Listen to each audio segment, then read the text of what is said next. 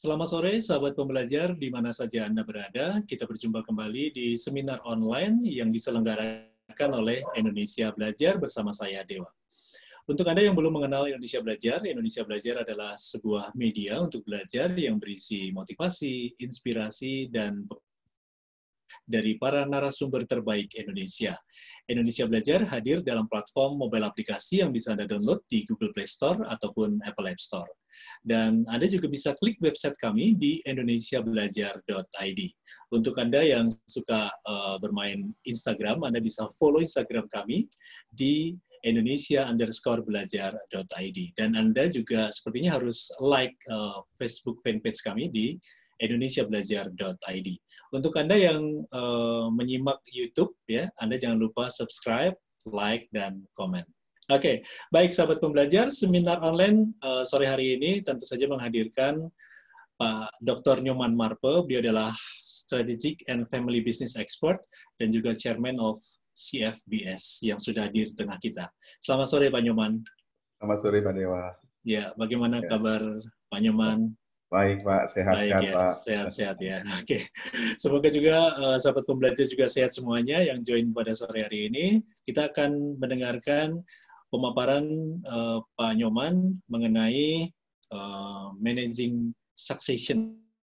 Ini hal yang juga penting ya dalam family business. Ya. Kalau suksesi gagal bisa runyam ya. Oke, baik.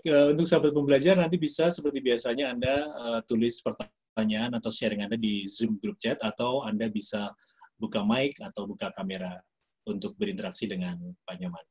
Baik Pak Nyoman, kita pengen tahu nih serial yang ke-7 ya untuk pembukaan rangkaian dari Family Business adalah Managing Succession. Ya. Bagaimana penjelasannya Pak Nyoman? Baik Pak Dewa, selamat siang sahabat pembelajar semuanya. Ini sesi ke-7 ya Pak Dewa ya? Ya, sesi ke-7 dari ngobrolan kita mengenai family business gitu. Kita sudah bicara macam-macam dari mulai the role of family in business, konflik, kita sudah bicara governance, kita bicara minggu lalu kita bicara mengenai profesionalisasi dan lain sebagainya. Dan sekarang kita ngobrolin mengenai hal yang sangat krusial dalam bisnis keluarga, yakni suksesi, manage suksesi begitu. Catatan riset mengatakan bahwa suksesi adalah pembunuh pertama bisnis keluarga. Kenapa pembunuh pertama? Karena sebagian terbesar kegagalan dari sebuah bisnis keluarga adalah gagalnya transisi kepemimpinan dari generasi pendahulu ke generasi pertama.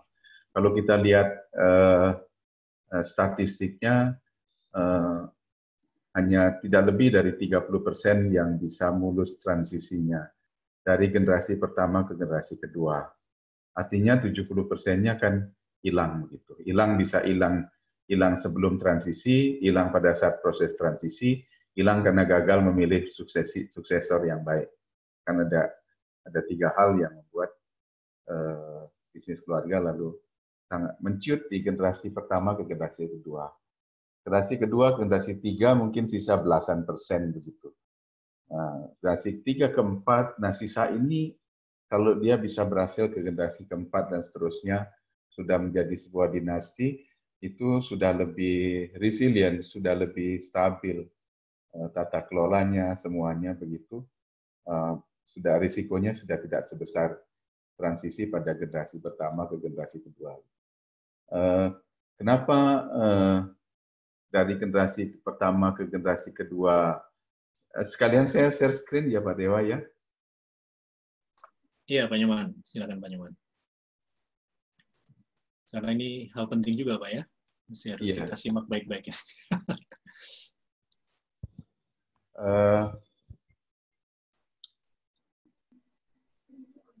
Oke. Sudah muncul kelihatannya ya? Sudah muncul Pak. Sudah ya? Iya. Oke. Kenapa dari generasi pertama ke generasi kedua itu paling banyak gagalnya begitu? Itu ada 2 alasan penting sebenarnya. Yang pertama, perusahaan keluarga ini belum punya experience di dalam transisi. Si bapak dengan ke anaknya itu belum punya pengalaman. Kalau generasi kedua ke ketiga, barangkali karena ada pengalaman di pertama, persentase jatuhnya tidak sebanyak dari generasi pertama ke generasi kedua. Itu yang pertama. Yang kedua, adanya cultural gap, adanya generation gap. Itu lebih kelihatan di generasi pertama ke generasi kedua. Ini antara orang miskin yang jadi kaya dengan anak-anak yang sudah kaya sejak kecil begitu. Yang satu mulai menanamkan bisnis dari nol begitu dengan susah payah bekerja akhirnya menjadi orang kaya, lalu generasi berikutnya adalah orang kaya yang sudah sejak kecil dia adalah anak orang kaya. Lalu tingkat pendidikannya juga cukup tinggi dan lain sebagainya. Begitu mereka bergabung seringkali ada kultural, ada values gap antar keduanya. Itu kira-kira lebih banyak penyebabnya di sana. Selain pengalaman tadi, pengalaman belum banyak gitu, di dalam perusahaan keluarga ini dalam melakukan transisi. Kalau kita lihat begitu pentingnya kenapa suksesi menjadi sangat penting, succession planning menjadi sangat penting dalam perusahaan keluarga. Kalau kita kembali kepada apa yang dulu sudah pernah sempat kita singgung mengenai continuity planning triangle, bahwa kalau perusahaan keluarga ingin sustain dari generasi ke generasi begitu, ada 3 hal penting yang harus dibuat planningnya dengan baik. Yang penting yang pertama bisnis dan strategic plan tentu ya, karena ini berbicara masalah bisnisnya juga harus sustain. Secara bisnis harus sustain. Ini urusan bisnis yang di sebelah sini. Lalu kemudian kita bicara juga bisnisnya bagus, tapi kalau personal financial planning dari anggota keluarganya tidak bagus, ini juga seringkali menimbulkan konflik. Seringkali menimbulkan kepincangan-kepincangan sehingga urusan family bisa saja akan mengganggu bisnis. Lalu ini yang kedua. Yang ketiga yang paling penting adalah succession planning. Baik itu leadership maupun ownership, succession planning sangat penting dibicarakan dan dibuat. Karena dengan berhasilnya membuat rencana suksesi yang bagus, maka perusahaan keluarga ini akan mendapatkan pimpinan yang bagus. Pimpinan yang bagus akan membawa tentunya yang cocok begitu, membawa bisnis berikutnya ke arah yang lebih baik. Jadi tujuannya adalah succession planning ini tujuannya adalah menemukan pimpinan-pimpinan yang terbaik, yang paling fit begitu di antara yang ada, yang cocok untuk meneruskan perusahaan ini ke depan. Kelihatannya sih gampang ya, tetapi succession planning adalah hal yang paling kompleks di dalam perusahaan keluarga karena banyak sekali faktor yang ada. Kelihatannya sih gampang ya, dari bapak dibawa ke anak begitu, dikasihkan ke siapa gitu, tapi nggak seperti itu ceritanya.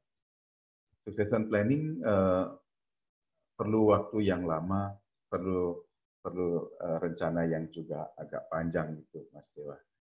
Nah, ini triangle ini, jadi kalau ingin perusahaan keluarga itu build to last for generation, orang bilang gitu ya, dibangun untuk generasi-generasi seterusnya, bisa long life begitu. Itu 3 hal ini penting, strategik dan business planningnya penting. Lalu kedua yang penting adalah estate dan personal financial planning untuk keluarganya. Kehidupan keluarganya juga harus sejahtera. Perusahaan didirikan untuk mensejahterakan keluarga, keluarga juga mensupport perusahaan untuk menjadi besar. Ini di sini korelasinya demikian. Nah, lalu kemudian yang ketiga adalah transisi kepemimpinan atau succession plan bagi bisnis keluarga itu sendiri. Nah, transisi kepemimpinan ada bicara suksesinya, perencanaan suksesinya, dan proses suksesinya. Nanti kita akan ceritakan di sana bagaimana kedua ini berjalan dan mempengaruhi keberhasilan dari succession planning pada perusahaan keluarga. Nah, Pak Dewa, perencanaan suksesi itu dibagi dua. Para sahabat pembelajar, ada evolutionary, ada revolutionary. Kita sih semuanya berpikiran berharap kita bisa melakukannya secara evolutionary, secara bertahap dalam jangka panjang yang memang terencana. Jangan sampai karena revolutionary gitu, yang tidak terencana dan lain sebagainya. Nah, succession planning yang baik adalah succession planning yang didorong, disiapkan secara internal, memang disiapkan dari awal. Bahwa perusahaan ini akan diserahkan kepada generasi selanjutnya.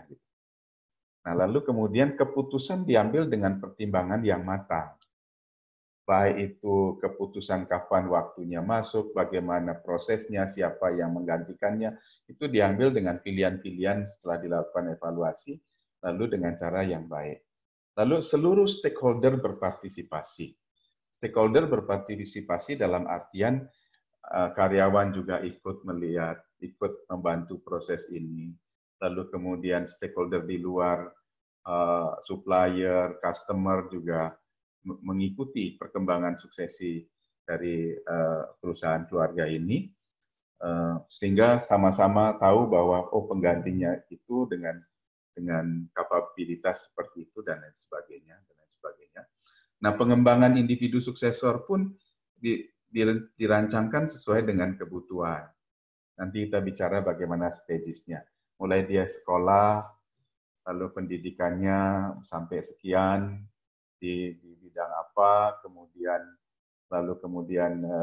setelah pendidikan selesai, apakah dia kerja dulu di luar dengan pengalamannya, terus proses masuknya bagaimana, terus kemudian bagaimana setelah dia masuk, dan lain sebagainya. Perusahaan-perusahaan yang profesional itu sudah menganut mereka masuk dengan proses yang cukup proper begitu, walaupun dia adalah berdarah biru. Masih kita ingat pada obrolan kita minggu lalu mengenai Borja Raventos begitu, yang dia masuk melalui headhunter dan lain sebagainya. Itu satu proses mereka masuknya itu seperti apa. Lalu setelah masuk kan ada beberapa alternatif, mungkin punya anak 5 atau berapa begitu. Nah, bagaimana memilih yang terbaik suksesornya? Si A, si B, si C, dan lain sebagainya. Nah, itu penting. Lalu kemudian bahwa pihak luar melihat suksesi ini berjalan dengan baik. Nah, kalau misalkan kita bisa melakukan proses yang proper begitu, mungkin saja tingkat keberhasilannya akan lebih tinggi atas suksesi tersebut.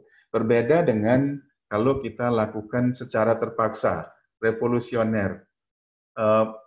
Generasi pertama ke generasi kedua itu seringkali revolusioner. Kenapa? Karena bapaknya seringkali karena sangat sibuk dengan urusan membesarkan bisnis, lupa bahwa mesti mengkader pimpinan berikutnya. Sudah ingat setelah dia tua atau bahkan setelah tidak bisa melakukan apa-apa, meninggal atau apa dan sebagainya, baru berpikir siapa ya yang akan menggantinya. Bahkan tidak menutup kemungkinan banyak sekali terjadi setelah meninggal baru bingung di antara 5 orang atau 7 orang anaknya ini siapa yang menggantikan.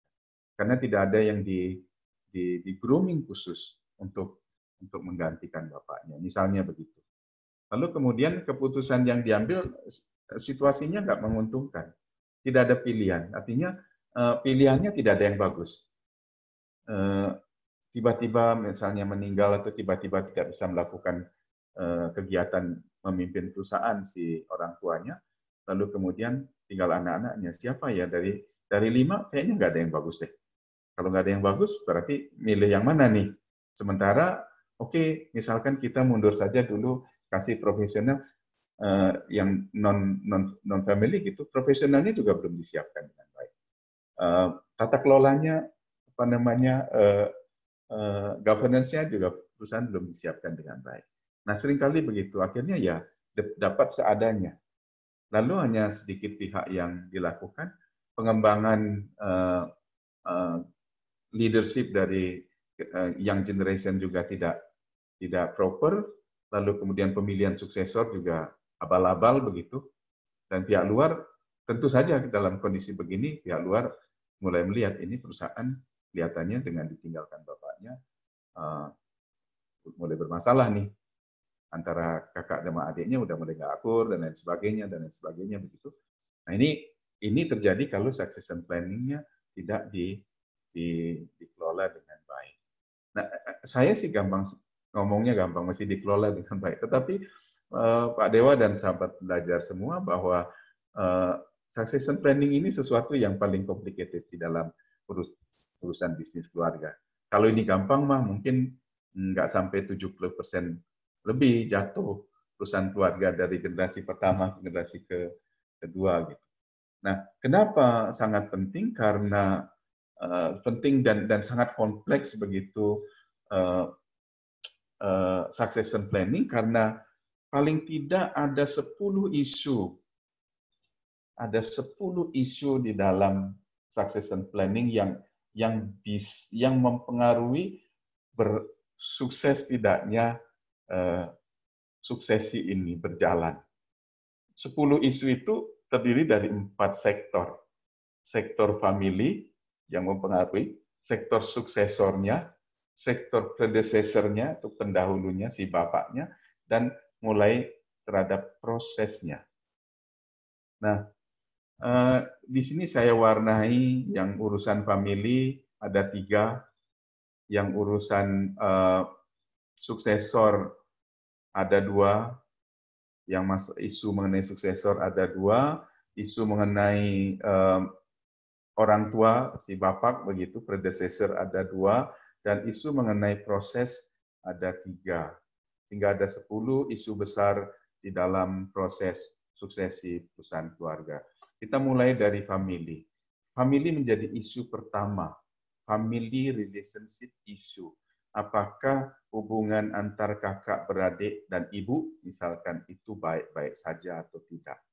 Setelah ditinggal bapaknya misalnya gitu. Atau apakah hubungan bapak, ibu, anak-anak, anak-anak dengan anak-anak, anak-anak dengan bapak, anak-anak dengan ibu itu baik. Nah, kalau ini baik hubungannya, maka akan gampang ngobrolnya mengenai siapa yang akan dipilih untuk menjadi suksesor. Artinya konfliknya akan bisa lebih smooth. Karena familinya, relationship-nya lebih bagus, dia lebih kohesif begitu. Lebih senyawa. Ngobrolnya enak dan lain sebagainya. No issue lah, nggak ada konflik lah dan lain sebagainya begitu misalnya. Lalu kemudian bicara mengenai family commitment issue. Family commitment issue ini apakah keluarga itu semuanya komit untuk perusahaan ini diteruskan untuk diwariskan dari generasi ke generasi. Kalau tidak masih ada yang nggak komit, atau misalkan ada yang sudahlah mau jalan silakan, mau nggak juga silakan. Nah itu akan menjadi persoalan begitu. Lalu kemudian mengenai family values issue, mengenai nilai-nilai, mengenai kultur issue dari family. Kalau ini values-nya bagus, values-nya sama-sama mementingkan harmonisasi, kejujuran, terus sikap baik, terus kebersamaan dan lain sebagainya. Berbeda dengan values-nya sudah biasa berantem dan lain sebagainya, saling cheating dan lain sebagainya, itu menjadi hal yang berbeda begitu. Nah itu baru dari sisi family. Nah lalu masuk berikutnya dari sisi si anak nih, poin 3 dan 4. Anak-anak ini paling tidak punya 2 hal penting kalau dia ingin kita bicara mengenai succession planning begitu. Yang pertama mengenai kapabilitas, yang kedua mengenai kemauan. Dia mampu dan mau. 2 hal ini sangat penting, mampu dan mau. Ada yang mampu tapi tidak mau, ada yang mau tapi tidak mampu. Nah, lebih parah lagi kalau ada yang tidak mampu dan tidak mau. Nah, itu udah berarti kita mesti cari alternatif lain. Kita berharap kita bisa memilih suksesor yang dia mampu dan dia mau. Tapi ini pun tidak gampang. Nanti saya akan ceritakan research yang pernah saya lakukan mengenai suksesor, mengenai siapa si penerus, dia mau dan tidak mampu. Nah, ini bicara mengenai suksesornya. Isu yang kedua. Isu yang ketiga kita bicara mengenai predecessor. Kita bicara mengenai orang tuanya. Yang pertama adalah ada willingness nggak sih si bapak ini memberikan tongkat kepemimpinannya kepada anaknya. Karena seringkali itu banyak hal yang menjadi persoalan adalah si bapak. Bukan persoalan, tetapi ada paradigma si bapak. Misalnya nih, dia selalu menganggap bahwa anak-anak sih masih anak-anak. Dia nggak sanggup deh kalau memikul beban yang perusahaan yang segede yang saya bangun ini. Kayaknya nggak ada anak saya yang sanggup. Artinya ada keraguan dari si bapak. Lalu kemudian dia ada juga keraguan, ntar kalau saya turunkan ke anak saya, apa yang saya bangun nanti hilang bagaimana ya? Nah, dan seterusnya dan seterusnya. Sementara si anak nunggu nih saat bapaknya, kapan sih ini bisa di-pass on ke saya begitu. Nah, itu sehingga terjadilah seperti yang kita sempat obrolkan beberapa minggu lalu adanya Prince Charles Syndrome, sindrom Pangeran Charles begitu. Bapak anaknya sudah ingin jadi raja, tetapi bapaknya tidak pernah turut memberikan tongkatnya begitu. Nah, lalu kemudian hal yang kedua yang merupakan poin ke-6 dari isu suksesi adalah hubungan antara bapak dengan anak. Hubungan antara si pendahulu dengan si penerus. Kalau ini hubungannya baik, maka tandemnya pada saat proses juga baik. Bagaimana sang ayah mengajarkan pada anaknya nilai-nilai bagaimana mengelola perusahaan pada saat anaknya masuk ke dalam perusahaan juga baik. Komunikasinya baik, saling respect dan lain sebagainya. Ini sangat penting. Beda dengan antara bapak sama anak berlawanan begitu, sehingga bapak juga tidak bisa leluasa memberikan ilmunya, begitu memberikan insight-insight pengalamannya, experience-nya, sementara si anak juga merasa jauh dengan bapaknya dan lain sebagainya. Ini menjadi isu juga di dalam proses suksesi, bisa membuat pecah antara bapak sama anak dan lain sebagainya. Nah, ini mengenai bapak sama anak. Lalu kemudian bicara mengenai prosesnya. Succession plan ini prosesnya bagus nggak dari awal, dari mendidik anak, lalu mulai mengembangkan anak, terus mendevelopnya, dan lain sebagainya, sampai dia siap jadi pimpinan begitu. Ini berjalan dengan baik nggak? Lalu kemudian ada contingency plan nggak? Ada contingency plan isu itu, misalnya nih begini, saya pernah tanya kepada Faber-Castell, Andreas Faber-Castell, karena mereka cukup bagus ya, 8 generasi begitu. Saya tanya kepada Andreas, karena pada saat itu adalah pimpinannya Anton Faber-Castell, saya tanya, Andreas, kalau misalkan Anton meninggal, siapa yang menggantikannya? Lalu dia bilang, tentu saya sedang grooming anaknya Anton begitu. Oke, berarti kalau seandainya Antonnya tidak ada, tidak mau, anak-anaknya Anton tidak bersedia, begitu saya tanya, dia bilang contingency plan saya adalah anak saya. Contingency plan kami adalah anak saya. Nah, contingency plan yang berikutnya apa? Apa udah menyiapkan profesional kah untuk dan lain sebagainya. Sehingga ada layer nih, kalau ini nggak berhasil yang ini, kalau ini nggak berhasil kita masuk ke sini. Lalu kemudian yang penting berikutnya adalah stakeholder support issue. Stakeholder itu karyawan support nggak dengan suksesor itu. Supplier support nggak, customer support nggak dengan pergantian itu. Sehingga ini ada proses juga untuk memperkenalkan suksesor itu kepada seluruh stakeholder agar diaccept oleh semua stakeholder. Diaccept oleh karyawan, diaccept oleh supplier, diaccept oleh tenant, diaccept oleh customer, dan lain sebagainya. Sehingga pada saat pergantian pimpinan, sudah tidak ada lagi persoalan. Trust antara pemimpin baru dengan stakeholder. Jadi perjalanan bisa sangat mulus begitu kira-kira. Ini 10 isu yang penting di dalam suksesi. Makanya saya bilang nggak gampang. Memang kelihatannya sih kasih aja begitu tongkatnya begitu, tetapi untuk sukses ada beberapa hal yang mesti kita pikirkan. Masih ada hal lain, tapi 10 isu ini sangat penting. Nah, kita bicara prosesnya nih. Churchill membuat satu model begitu mengenai proses suksesi ini. Hubungan antara ayah dan anak, kapan anak di-develop begitu, lalu kemudian kapan anak menggantikan itu dibagi 4 stage. Bagusnya sih ya. Yang ini tidak harus presisi, tetapi kalau stage ini dilalui, maka kelihatannya kemungkinan akan lebih mulus daripada kita tidak membuat perencanaan atau tiba-tiba saja diberikan.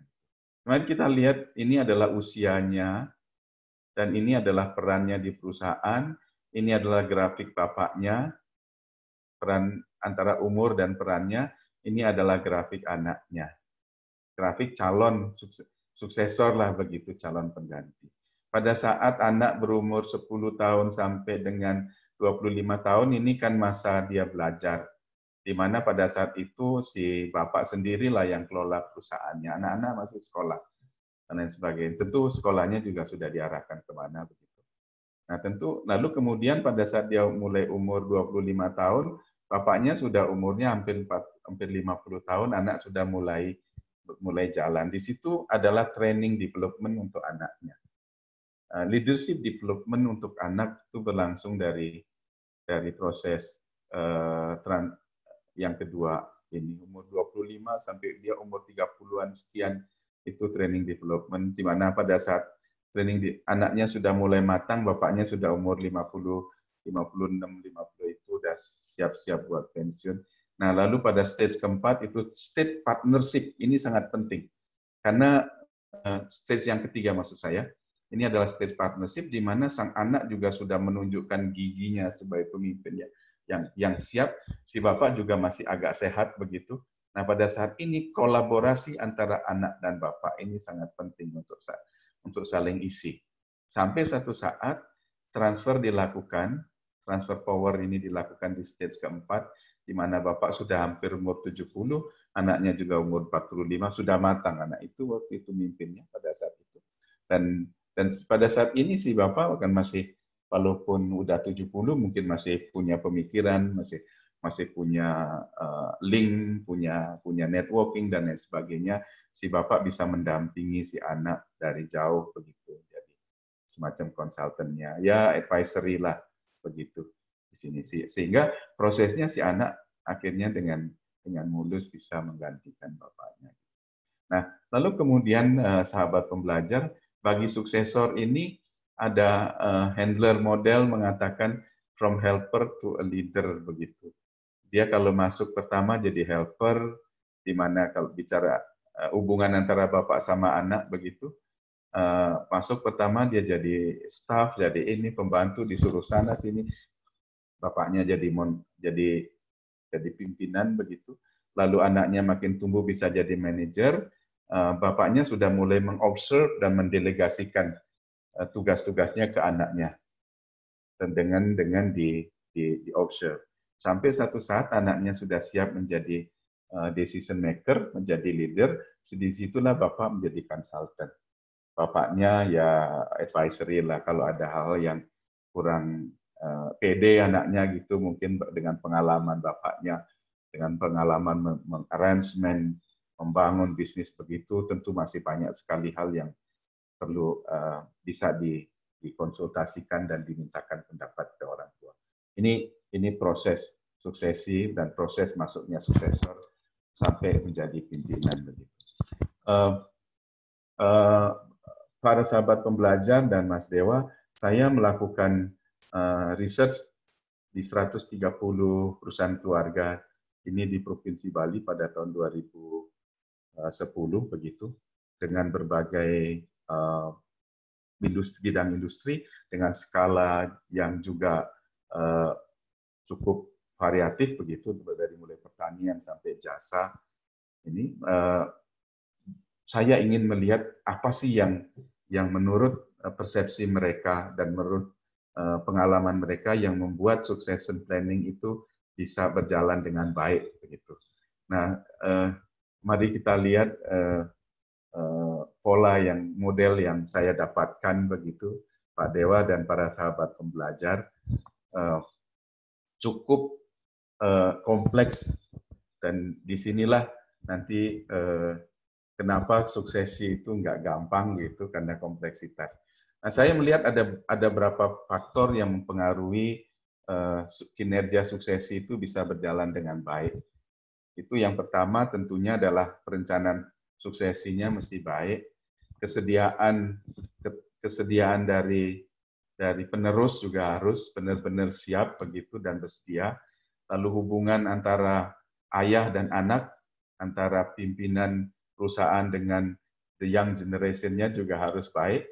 Terus karakteristik individu ini adalah kemampuan dan kapabilitas si anak, si calon pengganti bapaknya juga seperti apa, dan komitmen keluarganya seperti apa, dan ini relationship di dalam keluarga, kekerabatan di dalam keluarga. Nah, di situ saya menemukan bahwa kekerabatan keluarga, hubungan keluarga yang baik, dan karakter tadi individu suksesor yang baik, artinya kapabilitas, kemauan, umur, pendidikan yang baik, itu akan membuat keluarga lebih pede untuk melanjutkan bisnis ini.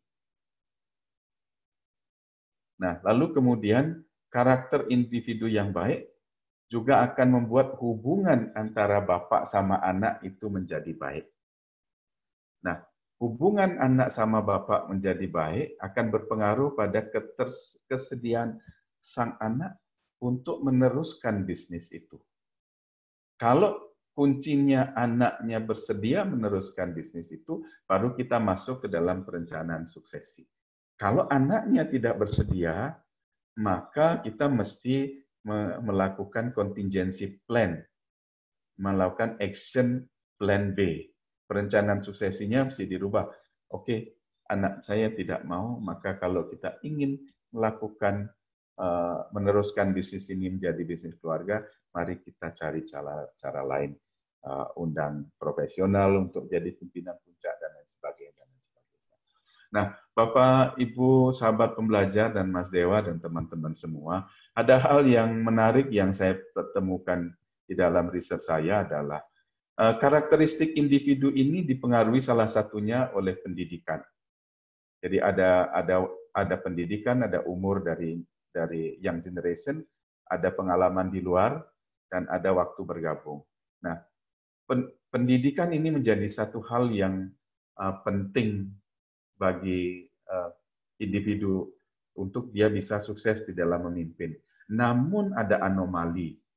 Anomalinya adalah semakin tinggi tingkat pendidikan dari suksesor ini, dari calon pengganti, semakin dia tidak mau untuk melanjutkan perusahaan bapaknya.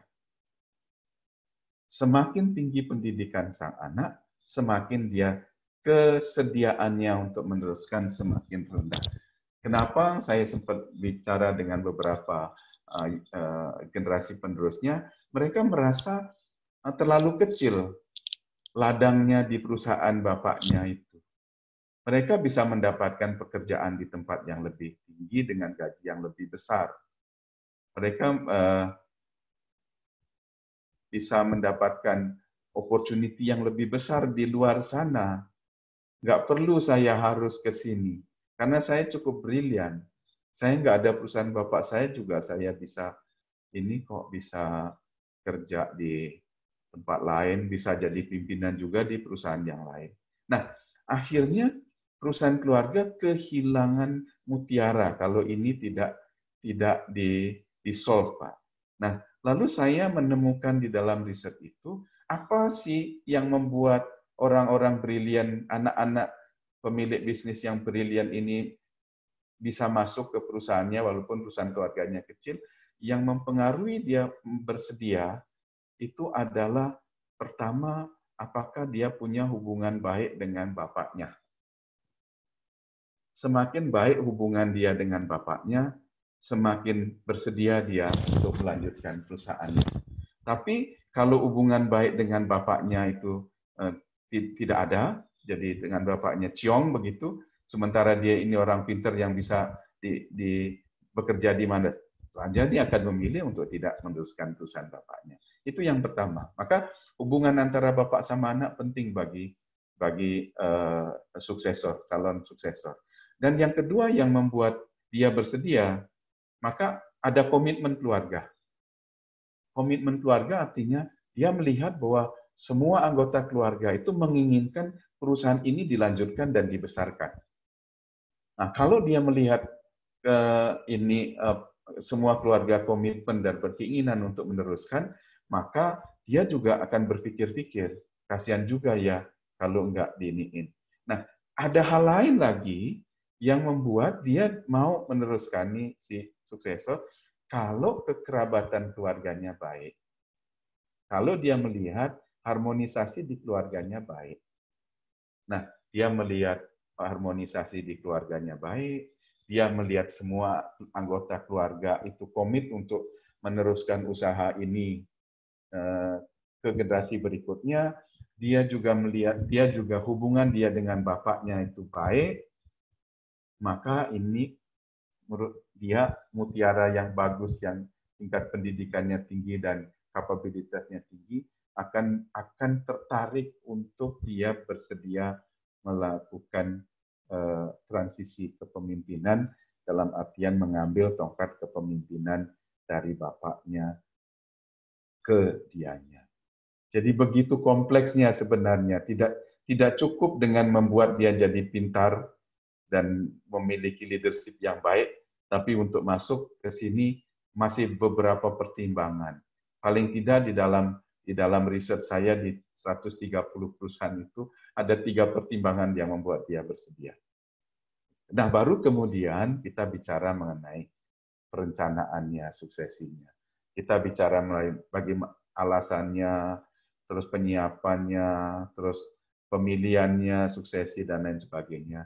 Nah, kalau ini sudah baik, si anaknya sudah anak yang baik karena sudah disiapkan dengan baik, bersedia melakukan transisi atau bersedia menerima tongkat kepemimpinan bapaknya begitu. Lalu kemudian perencanaannya juga baik, maka kinerja dari suksesi tersebut akan baik. Di ujungnya di sana. Nah, kinerja suksesi, apa sih ukuran bahwa suksesi itu berhasil atau tidak? Nah, ukuran berhasil atau tidak adalah pada saat perusahaan ini diserahkan kepada generasi penerusnya, perusahaan ini pertama memiliki kinerja yang bagus,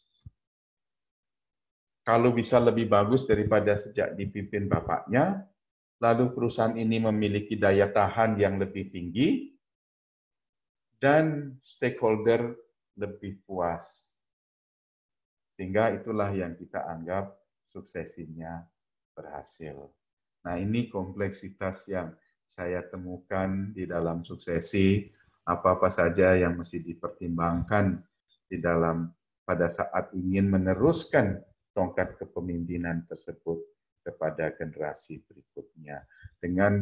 Dengan proses ini berjalan baik, maka suksesi berjalan baik, maka mudah-mudahan di generasi berikutnya itu perusahaan akan menjadi lebih baik. Mudah-mudahan dalam proses transisi itu tidak terjadi friksi, tidak terjadi gesekan dan berjalan dengan baik juga, dan akhirnya perusahaan selamat memasuki era berikutnya, yakni era transisi, era kepemimpinan yang baru. Inilah masa krusial dari bisnis keluarga. Kenapa suksesi itu menjadi momok? Kenapa suksesi itu menjadi pembunuh terbesar perusahaan keluarga? Karena tidak gampang karena kompleks dan karena membutuhkan effort, membutuhkan energi. Energi oleh keluarga, energi oleh perusahaan, dan energi oleh seluruh stakeholder.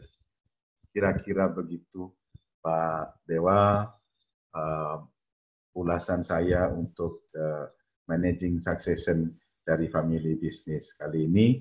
Mudah-mudahan kita bisa diskusikan dengan teman-teman para sahabat pembelajar. Terima kasih banyak. Waktu saya kembalikan ke Pak Dewa. Selamat siang, Pak Dewa. Oke, ya. Baik, terima kasih Pak Nyoman Marpe yang sudah menjelaskan ya, managing family business succession ya. Tadi di awal memang sepertinya mudah, bapak ke anak gitu ya. Tapi memang melihat dari slide terakhir dari hasil penelitian Pak Nyoman, kompleksnya luar biasa ya. Ini mesti harus hati-hati dari berbagai aspek ya.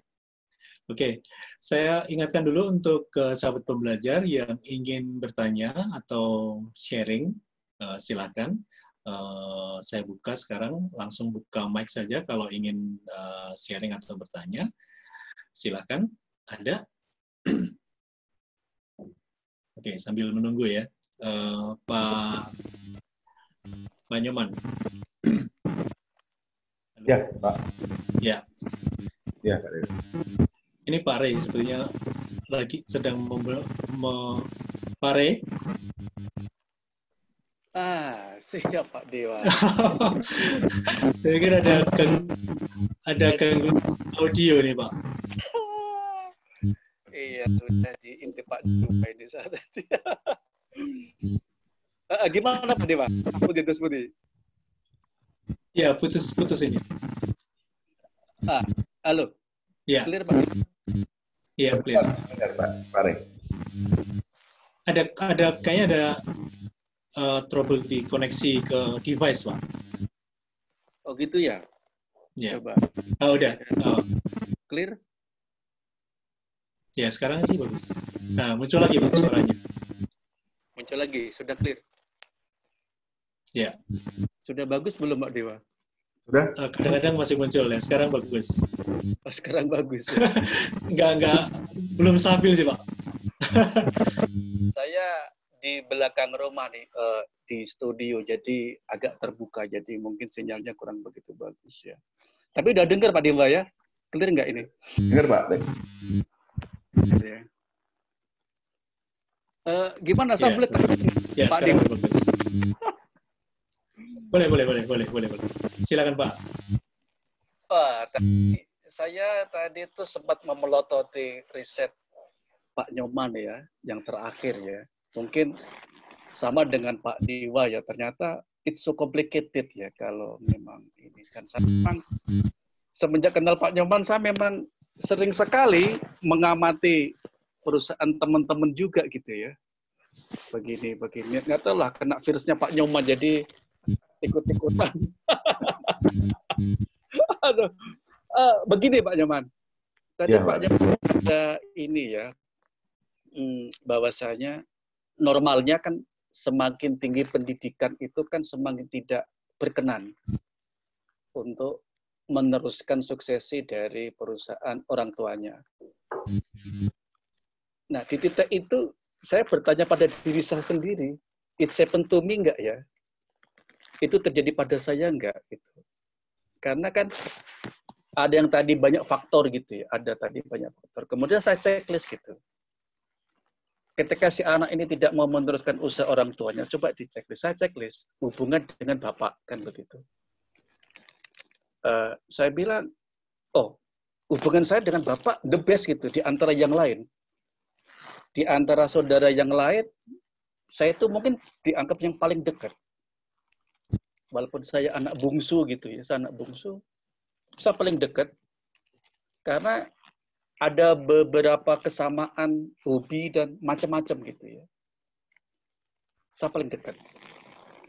Kemudian harmonisasi dengan keluarga yang lain. Baik juga Pak Nyoman. Baik. Makanya saya katakan, ini what's wrong gitu loh. Apa yang kemarin saya ceritakan, barangkali Pak Dewa sama Pak Nyoman masih ingat ya. ketika saya menceritakan. Ya, ingat Pak. Begitu. Nah, ini saya mencoba untuk merekam jejak ini saya, what's wrong gitu ya. Apa hubungan dengan Bapak baik. Harmonisasi dengan saudara yang lain baik gitu. Ya, makanya saya mencoba checklist yang lain. Apakah ini dipengaruhi ya? Saya begini, ini mungkin dipengaruhi oleh karakter masing-masing individu ya. Karena begini, ini teori saya Pak Nyoman, barangkali kali mungkin Pak Nyoman bisa sharing satu. Dari generasi pertama kan sebagai founder ya. Generasi kedua itu antara enjoyer dengan developer. Ya, penikmat dengan pengembang. Generasi ketiga, ya ini yang sedang saya mengamati di perusahaan Bapak saya itu antara destroyer versus fighter gitu. Jadi ada ini saya kan perusahaan Bapak saya kan sudah sampai generasi ketiga ya. Tapi saya sebagai advisor sekaligus sebagai watcher. Saya tidak terlibat secara langsung begitu. Saya tidak terlibat secara, tapi saya sebagai advisor buat generasi ketiga.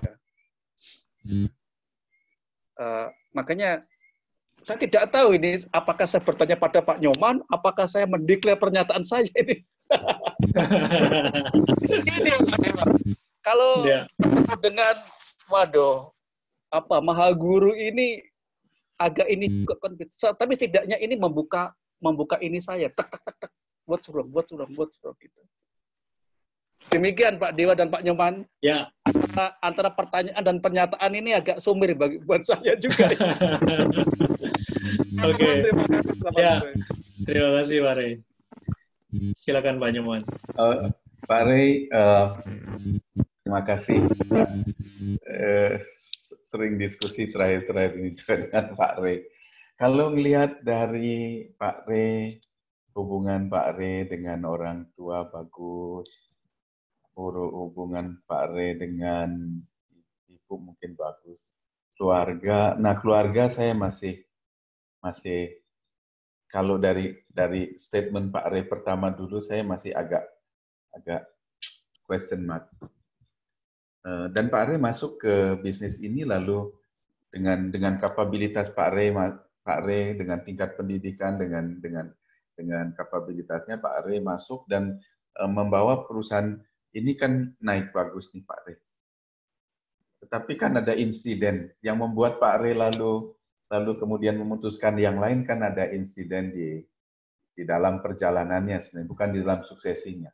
Di dalam perjalanannya ada insiden sesuatu. Berarti ada satu variabel lagi Pak Rey. Saya nggak tahu Pak Rey sempat bercerita juga kan di sini mengenai bagaimana Pak Rey harus berkorban melakukan itu, kemudian meninggalkan perusahaan keluarga dan membangun bisnis baru kan begitu. Karena ada questionnya itu yang mesti dilihat. Karena kalau melihat dari sudut Pak Rey masuk ke bisnis ini, bisnis keluarga Pak Rey, lalu kemudian membawa bisnis ini menjadi besar, experiencing menjadi besar begitu dalam artian performance yang besar. Lalu kemudian ada at the end tiba-tiba ada sesuatu yang Pak Rey juga belum ungkapkan betul sebenarnya dengan kita pada saat itu, apa sih bikin pada saat Pak Rey berada di puncak lalu memutuskan untuk membangun perusahaan sendiri dan menyerahkan kembali tongkat kepemimpinan bisnis itu kepada yang lain kan begitu. Ini kan di sana saya lihatnya. Tapi kalau melihat dari unsur tadi, memang dari riset saya memang Pak Rey memiliki karakteristik individu yang mungkin pas, terus hubungan dengan orang tua, dengan bapaknya juga pas, sehingga masuknya akan cukup pas lah gitu. Lalu di tengah-tengah ada sesuatu, nah sesuatu ini yang kita belum sempat explore nih Pak Rey, gitu kira-kira. Itu kira-kira Pak Dewa dari saya terhadap kasusnya Pak Rey. Oke. Jadi mungkin sesuatu itu mungkin ini ya, tema lain ya Pak Rey. Oke, terima kasih Pak Nyoman, terima kasih Pak Rey. Ini ada pertanyaan. Thank you. Ya, terima kasih Pak Ray.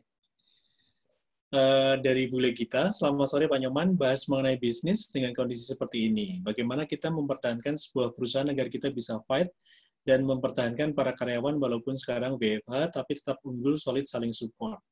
Karena jujur saja, perusahaan lagi susah dan karyawan tetap nggak mau mengerti kondisinya. Malah mereka banyak nuntut, bahkan nggak mau kalau digaji dipotong 50%. Oh, ini agak out of topic ya, tapi nggak apa-apa. Mungkin ada komentar dari Pak Nyoman. Baik Ibu Legita, kita dulu sempat bicara di awal perbicaraan kita, dulu kita bicara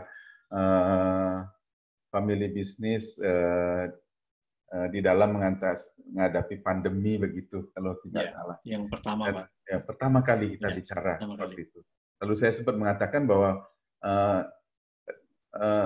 fakta mengatakan bahwa bisnis keluarga memiliki tingkat resilience yang lebih tinggi dibandingkan dengan bisnis non-keluarga di dalam mengatasi krisis. Sehingga di dalam 3 kali krisis, 97, 2008, dan saat ini, itu perusahaan keluarga jauh lebih resilience, lebih memiliki daya tahan terhadap krisis karena berbagai hal. Dan lain sebagainya. Kita sempat bicarakan dulu Ibu Legita. Lalu kemudian apa yang mesti dilakukan oleh bisnis saat ini? Setiap krisis itu yang penting bagi sebuah bisnis adalah bertahan.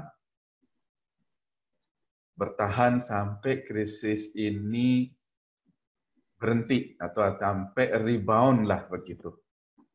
Berapa lama waktunya rebound itu kita saat ini belum tahu terus terang. Termasuk barangkali pemerintah Indonesia juga tidak tahu. Pada saat itulah daya tahan perusahaan sangat dibutuhkan.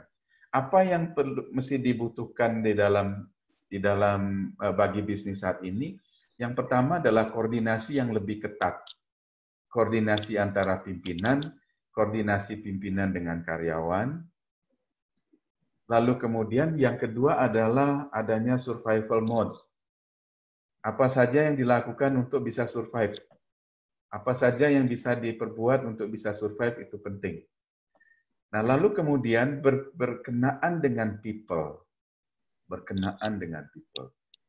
Beberapa riset baik McKinsey maupun Harvard itu mengatakan saat ini dalam kondisi people at risk, orang-orang karyawan dalam risiko yang tinggi.